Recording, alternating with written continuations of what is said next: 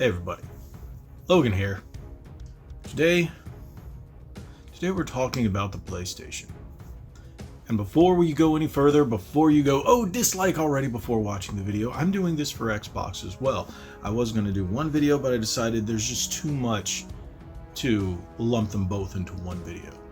So we're going to start with, well, what's wrong with the PlayStation brand? What's wrong with the PlayStation 5 and how it feels soulless or like it's lost its identity. Like I said, we're going to do the same thing for the Xbox. Can't do that for Nintendo. Oh, boy, can we not do that for Nintendo. They've been the one to defy all this. But we're not talking about the other two. Today we're talking about PlayStation. Ooh. Make sure you grab your popcorn, grab a soda, sit back, relax. This is going to be a long one.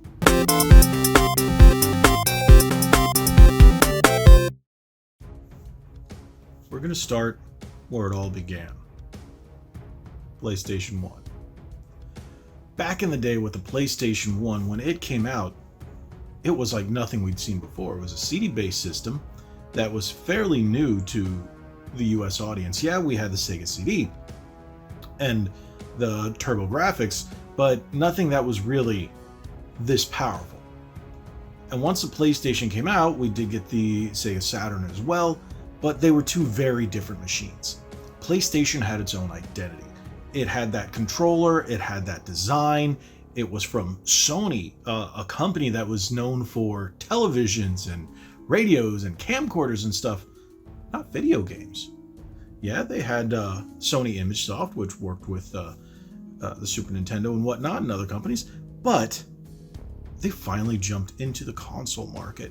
We're not going to get into the whole Nintendo PlayStation drama and everything that happened there. We're just going to talk about the consoles after they've released. So the PlayStation definitely had its own identity. And this is what we're going to talk about each of the console and how, consoles that have come out and how, well, Sony has lost that feeling, that identity, that how it's gone from a machine that everybody knew that that's where these certain games are. And games like this we've never seen anywhere else to just another box. PlayStation 1 had fantastic franchises. It spawned a lot of amazing franchises that we still play today. Ones that were very big that ended up going to other platforms are, for example, Spyro the Dragon and Crash Bandicoot. And now the Final Fantasy series. But it started so many franchises, some left locked to the original PlayStation, unless you talk about the PlayStation Network and so on and so forth. But games like Bushido Blade 2, yes, it was Square Enix. You've got Legend of Dragoon, fantastic game.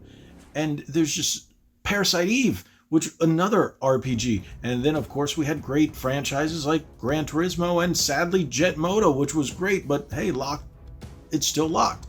It spawned Twisted Metal that now has a TV series. So there's so many great franchises I could go on for hours and just talk. I was actually looking at my shelf and saying, hey, which ones do I grab? Which ones do I talk about? Which ones? And I decided, you know what? Let's just talk about them. Let's just talk about them. So the PlayStation, the original one, at least had an identity enough to where they could make a mini console. And that mini console had a lot of great games on there, even though they didn't choose the best variations of the games. There's still so many fantastic games that made that console what it is and how it just stood out in history, especially these days, amongst all of its competitors throughout the years. Now, if we shift over to the PlayStation 2, that's where we see the changes starting to happen, where it becomes more of a black box now. I feel that once a company turns their console into a black box, per se, it starts to lose its identity. The PlayStation 2 started because they added that DVD playback. They wanted to be more of an entertainment system, but they still decided, hey, you know what? We're going to have all the same games, which to me is where it starts, as our competitors. And that's when the game started to look the same across multiple platforms. When the power and just the visuals themselves started to be homogenous across the three machines, being the GameCube, the Xbox, and the PlayStation 2. We're not taking the Dreamcast into this because that's got that weird nebulous area that was like in between generations, and that still had its own look, which was fantastic. But we're not going to get into that. That's a whole nother beast. But the PlayStation 2 did have its franchises that really started there that may have gone downhill later on, like Ratchet and Clank, and we have Jak and Daxter. Where did it go? But there's a lot of fantastic games that are still locked there. That's where God of War started. Games like Mark of Cree. Guys, do you remember that? No? Yeah, there's a lot of fantastic franchises. Suikoden, remember? Even though it did start on PS1, it really blew up, in my opinion, on the PS2. And same thing with Tekken. Yeah, it started on PlayStation, but I think with the power of the PS2, it just really blew up. There's a lot of War of the Monsters. There you go. There's another one that I looked at and I was like, there's Twisted Metal Black became an even darker version of Twisted Metal. And they took franchises that were established and blew them up. But again, that's where it kind of starts. But we got games like Ico, however you pronounce it, which started a whole thing there, which is a fantastic series. But games really took a different turn that generation. But the PlayStation still had its identity intact. Like I said, it started. Then here comes the PS3. I want to say the PS3 lost its identity completely. Oh, but it didn't. With that whole cell processor, it's like, we're different. We look like a George Foreman grill spaceship console. It didn't. And the whole thing before the console even came out with the boomerang controller, Sony solidified its identity there, even though later on in the generation, it started losing where both the Xbox 360 and the PlayStation 3 pretty much had all the same games in parity. Yeah, the PlayStation wasn't as powerful, even though technically it was supposed to be. Had less RAM, that cell processor was hard to program for, so games like Skyrim and others did not perform as well. But hey, it had games like Folklore. Remember Folklore? Yeah, fantastic game. I'm pulling out some deep cuts for this one. And then, of course, Resistance. Remember 1, 2, and 3 Resistance? And of course, that PlayStation Home. PlayStation Home gave the PS3 an identity and a feeling that you couldn't find anywhere else. Did the Wii offer that? No, they had the Mi Plaza. Xbox, yeah, no. Because of this, I feel like that's when they started trying to make those Xbox avatars, and they just kind of fell flat. They brought them over to Xbox One, but PlayStation Home. PlayStation Home was definitely a thing. It was a fantastic way to spend time in between games, relax, talk with friends that you've met online, and interact with their avatars in each other's houses and going through game worlds. It's something we haven't seen since, and to be honest, I really miss the PlayStation Home service, even though it never came out of beta. Spent a lot of time in PlayStation Home. It was fun. And that is where we pivot. We pivot to the PlayStation 4. And for those of you who've been watching the channel, you know I'm not a fan of the PlayStation 4. It was literally 2 pizza boxes, later 3 pizza boxes, stacked up, sliding. There was no identity whatsoever in the PlayStation 4. But much could be said about the Xbox One. But hey, again, back to the PlayStation 4. Make sure we don't go off. PlayStation 4 had no identity whatsoever. It was a black box.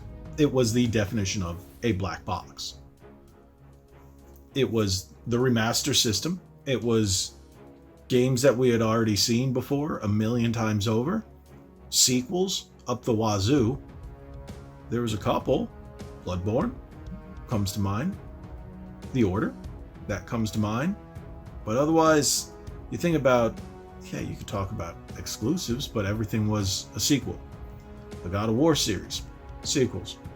You got Street Fighter, Street Fighter 5. It was a sequel. It's also on PC, but there were a lot of exclusives, but nothing that was console identity defining. The controller changed a bit, looked more. Besides that touchpad, it felt like a generic PC controller. Hey, people will get mad at me about that because there are people that defend that DualShock 4 to the day they die. That I don't know why.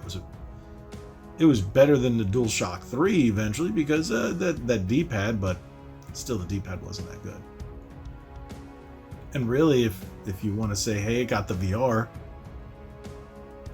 but there was a ton of VR at that time across every PC manufacturer you can think of. Everybody did it. If it wasn't, it was augmented reality or something like that. And that's when the Oculus came out, and HTC had theirs, and Valve had theirs, and they're still kind of doing it now. But the PlayStation 4 had no identity. It was a black box where, hey, you played games on it because of the name PlayStation. Now we shift after a soulless generation, complete, utterly soulless generation, that is the PlayStation 4. Who cares if it sold well? It just had no soul. PlayStation 5. Here we go. Look at the design. This black tower with these white spires on the side that just go up in an awesome design. They redesigned the controller. The DualSense, no longer is it a shock, it is a sense. The DualSense controller. It's fantastic. They redefined everything about the PlayStation controller and made it better. So, when it came out, we were like, wow, this is a moment in PlayStation history. Are we going back to the PlayStation 1 era? To the era that defined Sony as, hey, we're going to stand out. We're going to do more than just be like Xbox or try to be like Nintendo. We're going to be ourselves again. We're not just going to be a black box. And look what happened. About 3 years in, a little more, the console might look awesome. The console might have a fantastic controller. But looks like we're in that black box territory. We've got great exclusives, don't get me wrong. But no console defining experience. We don't have a generation defining experience. He came out with another VR. Brought back Ratchet and Clank. Brought back Gran Turismo. Brought back God of War. But what do we have? What do we have that gives us that PlayStation feel? That tells you you're playing on a PlayStation console? The only thing I can really say that kind of feels like it brings that back is Astro Bot. Funny, the free game that was built into your PlayStation. And I think we're falling into that trap. I think it might be too late for the current gen manufacturers, minus Nintendo, because they keep doing it, to pull themselves out of that black box curse. The PlayStation 5 has really become my console for this generation. I enjoy the controller. I like the whole plate changing thing, which reminds me of a more modern version of the 360 where you can take off the faceplate. I enjoy the DualSense features that it adds to the game with the haptic triggers and the speaker in it. I've always liked the speaker on my controller. But I sit back and I think, what game is generation defining? What game makes me go, hey, this is PlayStation 5? And when I say that, I don't mean like Spider-Man. Spider-Man games we've seen all over the place all throughout the years. Yes, Spider-Man was PS4. We got Spider-Man 2 coming out for PlayStation 5, but it's Spider-Man. It's not Sony. It's not PlayStation. Again, going back, we could say games like the original God of War, Mark of Kree, Jak and Daxter. They were franchises that defined the PS2. PS1, like I said, there's a million of them. That's where Gran Turismo started. That's where Twisted Metal started.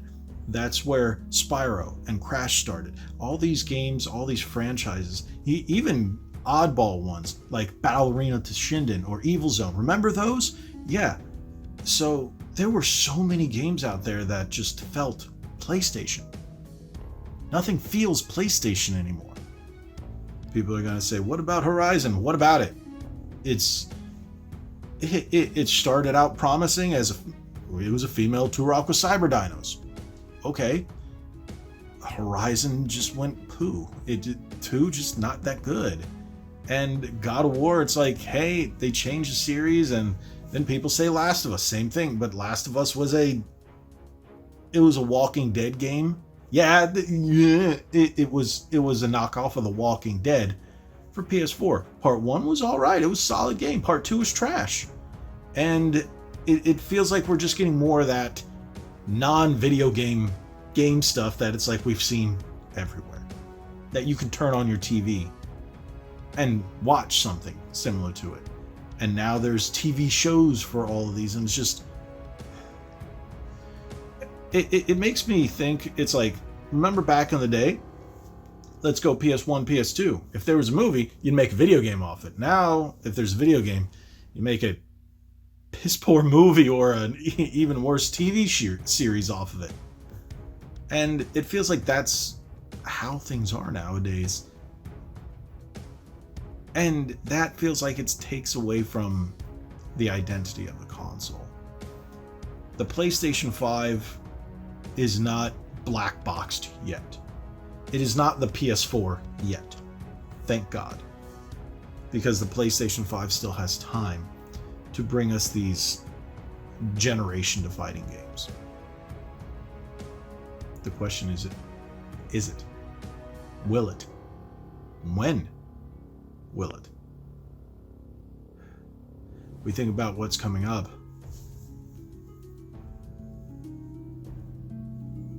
And it's just Spider-Man. No PlayStation Home. No games like Jak and Daxter, Mark of Kree. No games like Folklore. No Resistance. Fantastic franchise. No MotorStorm. How did I forget MotorStorm? Feels like all the generations, the Xbox, your PC, your PlayStation, can all be one console, one machine, one platform, if you will. And as someone who's been playing video games since mid-80s, when I was old enough to pick up a controller, you could say late 80s. I started playing around 88. I was about 5 years old when I started playing video games. I've been through these generations. I think the first one I played was the Atari at my dad's house, and then I got myself a Nintendo about a little while later. When I mean a little while, I mean later that year. So the Nintendo had already been, about 3 years old? Give or take 2 and some change years old. So I had a lot of games to choose from. Then I went Super Nintendo, Nintendo 64, had a Game Boy, had a Game Gear, and lo and behold, I got that PlayStation 1. Blew my mind. I got that Marvel vs. Street Fighter. Sorry, X-Men vs. Street Fighter. Was it X-Men vs. Street Fighter or Marvel Superheroes vs. It was X-Men vs. Street Fighter. I got that. I got that demo disc that came with it that had Tomb Raider. Oh, what a franchise. And I didn't put Tomb Raider on there because it was on the Saturn as well. But it really, I think that one really spawned on the PlayStation, even though it was on the Saturn. People really took notice because it was on PlayStation 1. There were just so many fantastic games on the PlayStation 1. X-Men Mutant Academy, remember that? I played the snot out of that. Rabbit Askew, okay, that was a great game. Parasite Eve got me into the love of that franchise. Final Fantasy VII.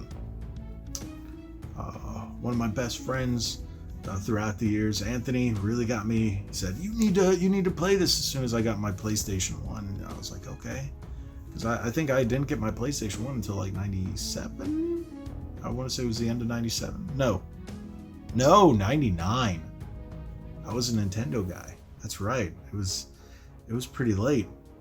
But it was before Final Fantasy VIII came out. So I played Final Fantasy VII, and then lo and behold, Final Fantasy VIII came out, and that was it. That's all she wrote. My favorite Final Fantasy of all time, Final Fantasy VIII. Then we got franchises later on in the series, you know, Final Fantasy IX, Final Fantasy X. Then it went to other consoles. But hey, we ended up with games like Kingdom Hearts. Eventually came to other platforms, but that was another one that really gave the PS2 that feeling. It was Kingdom Hearts. But eventually all the big titles moved to other platforms, which is kind of sad. And I think that's probably the biggest issue with the PlayStation 5. It doesn't have any of those franchises that made the PlayStation anymore. Gran Turismo, Twisted Metal, but where's the new Twisted Metal? You know, you got a TV show, but no new game. Why don't we bring back Battle Arena Toshinden? Come on, Sony, bring it back. Let's get some of that old, new life back into the PlayStation brand. Or are you just afraid it isn't going to sell? People don't care. Maybe all they want is their Call of Duties and their Fortnites. I don't know. Maybe I'm just getting old. Maybe I'm seeing it through rose-colored lenses. These aren't rose-colored. They're just clear. Maybe that's it. Maybe I am seeing everything very clearly now. That's why I've made this video. That's why I'm going to follow it up with an Xbox One, which is going to hurt probably just as bad. Tell me what you guys think. I don't know if I'm going on a trip down memory lane. Maybe I'm just that old man yelling at the sky. I don't know. I just think about it, and it's kind of sad that the once great, I don't even know if I should say once great, because the PlayStation is still a great brand. It's a great console. The PlayStation 5 is a fantastic machine. The PlayStation lineage is a fantastic lineage, even though it's had its ups and downs.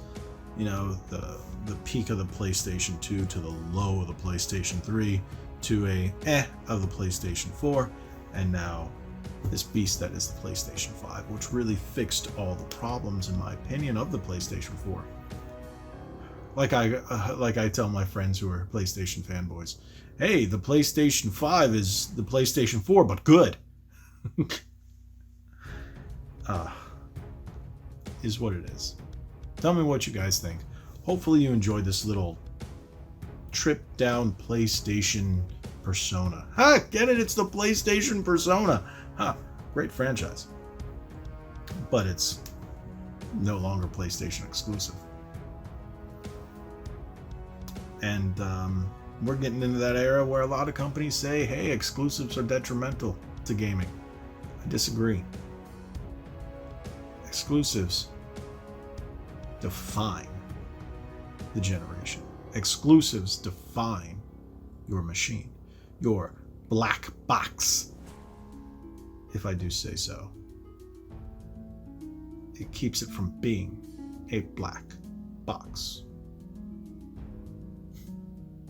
Tell me what you guys think could be the upcoming PlayStation 5 defining moments. Not Spider-Man. Because, yeah, And don't say Horizon or Last of Us. They've all been meshes from the PlayStation 4, which are just, they don't have that soul in them. They're not saying they're bad games. They just don't have the soul that the games that came before it did. It's like, we could start talking about developers and saying maybe they're just afraid. Maybe they are just afraid to take a risk on something that is different, or something that, you know, has that thing that's missing these days. And I can't even figure it out anymore. Maybe just because it's been so long since we've had a game that went, wow. Hey, don't get me wrong, the latest Ratchet & Clank game was fantastic. But we've had, I don't know, half a dozen or more Ratchet & Clank games, 6, 7, I don't know what we're at. Gran Turismo was kind of You know, it wasn't terrible, looked great, played well, it was just everything around it, the presentation was very meh.